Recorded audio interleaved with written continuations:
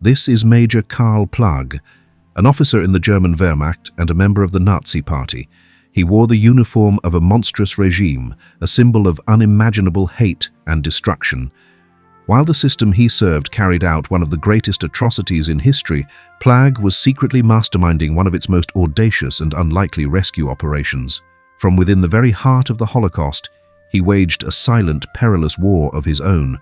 It wasn't a war fought with bullets and bombs, but with paperwork, deception, and a quiet, unyielding courage.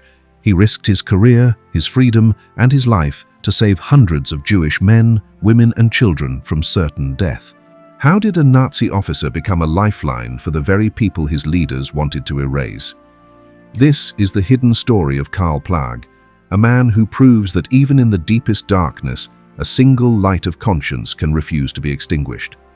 It's a story of profound moral complexity, of a man navigating a world of evil to do immense good, and a story that for decades was almost lost to history.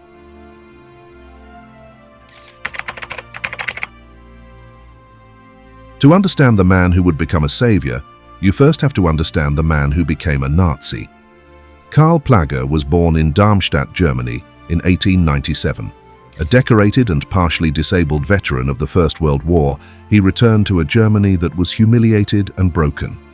Like many of his generation, he was a staunch national conservative, desperate to see his country get back on its feet.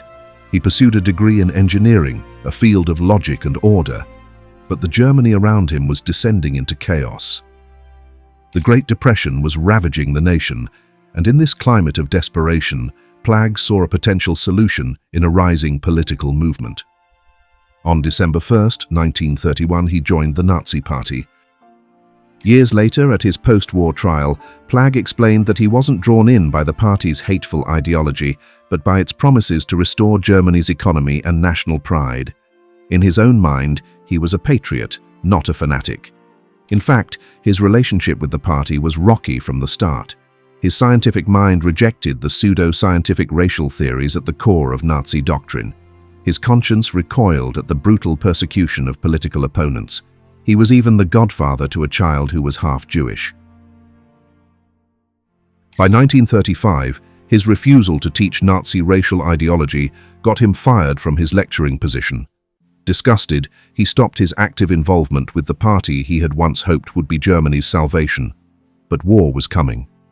In 1939, as Germany invaded Poland, Plagge was drafted into the Wehrmacht as a major and assigned to command an engineering unit, Heereskraft Fahrpark 562 or HKP 562.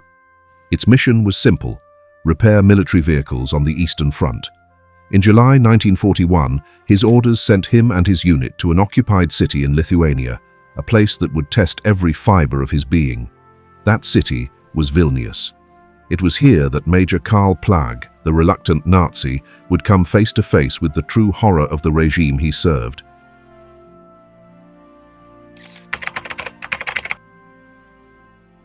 Before the war, Vilnius was known as the Jerusalem of Lithuania, a vibrant center of Jewish culture and life with a community of 100,000 people. But when Major Plagge arrived in the summer of 1941, that world was being systematically destroyed. He was a direct witness to the savagery of the SS. He saw the mobile killing squads, the Einsatzgruppen, carry out their monstrous work. He saw thousands of Jewish men, women, and children rounded up, herded into the Vilna ghetto, and marched to the killing pits in a nearby forest called Ponary. The Ponary massacre wasn't a secret. It was a factory of death where an estimated 70,000 of the city's Jews were shot and dumped into mass graves. Plagge, the engineer, the man of logic, was horrified. The ideology he had already rejected in theory was now a campaign of industrialized slaughter playing out before his eyes. He felt a profound sense of responsibility, not just as a human being, but as a German. The regime he had once joined was perpetrating a genocide. He could have looked away. Many did. He could have buried himself in his work, fixing trucks and ignoring the screams from the ghetto. He was an officer in the Wehrmacht, not the SS. He could have told himself it wasn't his problem, but he didn't. Staring into the abyss of the Holocaust, Karl Plagge made a decision. He couldn't stop the machine of death, but maybe he could throw a wrench in its gears. He decided it was his duty to work against the very system he was a part of, to help as many of Vilnius's Jews as he possibly could.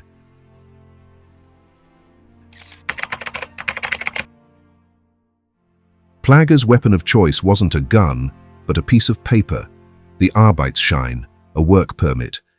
In the twisted logic of the Nazi war machine, a Jew deemed an essential worker was, for a time, more valuable alive than dead.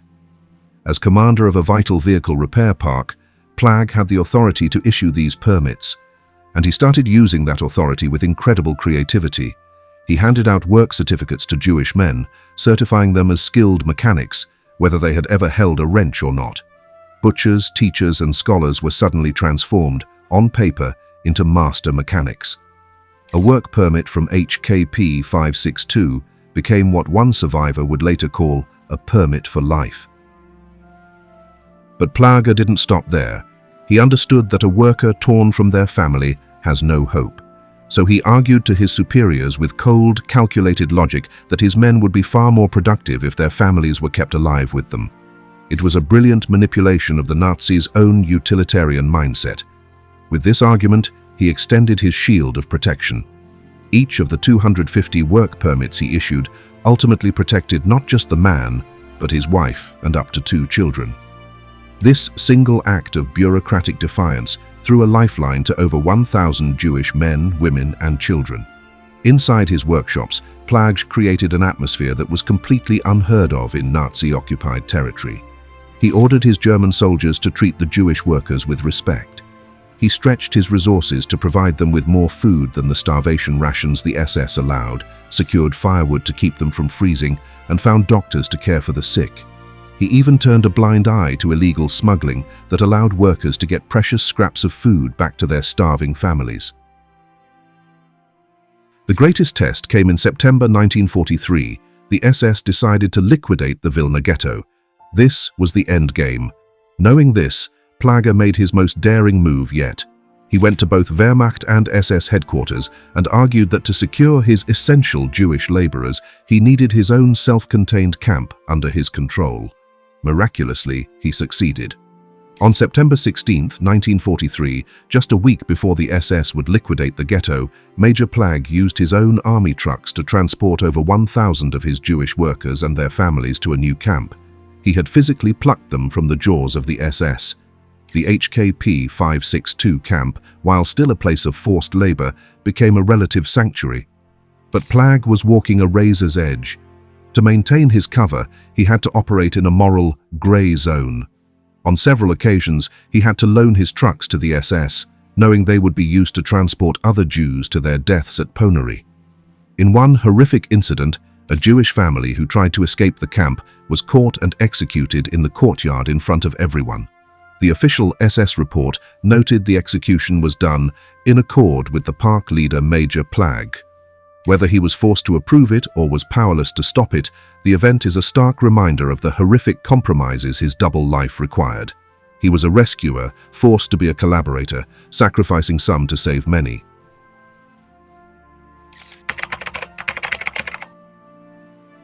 The fragile sanctuary Plagge built couldn't last forever. The most heart-wrenching proof of this came on March 27, 1944. Plagge had taken a brief leave to visit his family in Germany, a decision that would haunt him for the rest of his life. In his absence, the SS stormed the HKP camp to carry out a Kinder-Action, a children's action. They swept through the barracks, tearing around 250 children and elderly people from their families. They were taken to Ponary and executed. When Plagge returned, he was devastated. He claimed that if he had been there, he could have stopped it. But it's a painful, unanswered question. The Kinder-Action was a brutal reminder of the limits of his power. By the summer of 1944, the tide of the war had turned.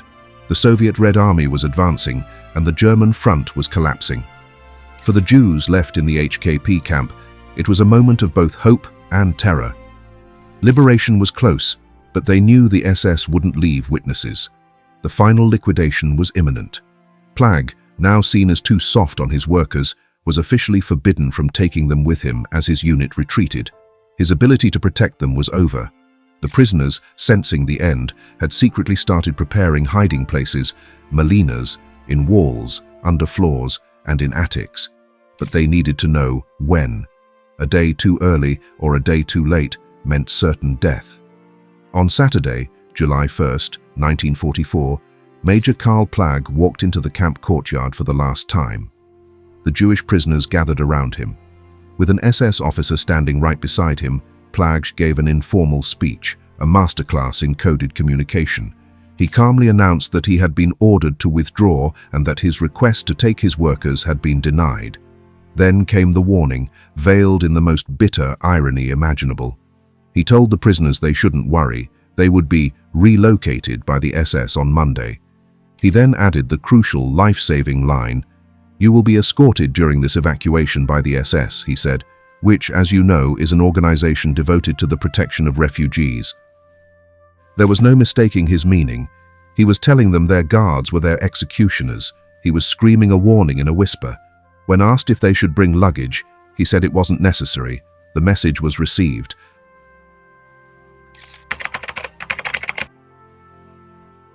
On Monday, July 3rd, when the SS arrived for the final roll call, only about 500 of the camp's 1,000 inmates were standing in the courtyard. They were marched to Ponari and executed. For the next 3 days, the SS tore the camp apart, finding and shooting about half of those who had hidden. But they didn't find everyone. When the Red Army liberated Vilnius a few days later, around 250 Jews emerged from the shadows. They crawled out of secret bunkers and from behind false walls.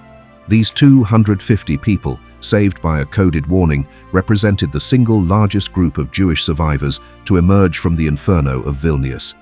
Of a thriving pre-war community of 100,000, only about 2,000 survived in total. The lives Plagge saved made up a significant portion of that remnant. After the war, Karl Plagge returned home and in 1947 was put on trial by a denazification court. The charges were serious, but then something extraordinary happened. Survivors of the HKP camp, hearing of the charges, sent representatives to testify on his behalf. Witness after witness, the very people assumed to be his victims, took the stand to defend him. They told the court about the work permits, the humane treatment, and the final warning. The court wanted to classify him as exonerated, but Plagge himself insisted on the lesser designation of Mitläufer, or fellow traveler, a term implying complicity. Like Oskar Schindler, Plagge was haunted by what he couldn't do. He lamented the hundreds he couldn't save, especially the children lost in the Kinder action.